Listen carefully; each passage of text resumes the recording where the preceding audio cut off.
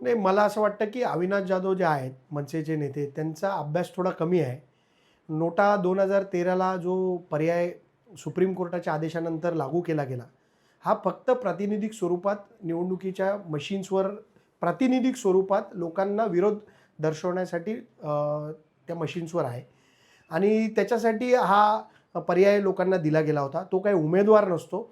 नोटा none of the above म्हणजे वरती असलेले कुठलेही कॅन्डिडेट मला पसंत नाही, याच्यासाठी नोटाचा पर्याय लोकांना दिलेला आहे. अविनाश जाधवांचा कदाचित अभ्यास कमी आहे. त्यांनी त्यांचे उमेदवार जे पळून गेलेत आणि पक्षाची जी त्यांची पिछेहाट झाली आहे, ते कुठेतरी लपवण्यासाठी, ते कुठेतरी झाकण्यासाठी त्यांचा शहर प्रमुख पळून जातो, शहर प्रमुख माघार घेतो. हे सगळं लपवण्यासाठी अविनाश जाधव कुठेतरी केवळेवाना प्रयत्न करतायत.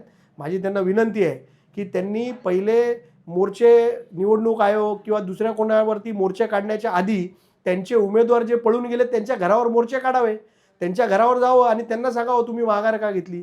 आता मला तर माझ्याकडे तर अशी माहिती आहे की UBT आणि मनसेमधले ज्या उमेदवारांनी माघार घेतली आहे, त्याच्यातला एकही उमेदवार हा त्यांच्या पक्षाचा प्राथमिक सदस्य किंवा कार्यकर्ता नाही. अशा लोकांना त्यांनी उमेदवाऱ्या दिल्या, जे उमेदवार बाहेरून आयात केले, तात्पुरत्या स्वरूपात जे पक्षात आले, अशा लोकांना तिकीट दिली. माझ्या विरोधात जो उमेदवार उभा होता, तो तर कधी त्यांच्या पक्षाचा कधी एक बॅनर लावलेला नाही, कधी त्यांच्या पक्षाचा प्राथमिक सदस्य नाही, असा उमेदवार होता.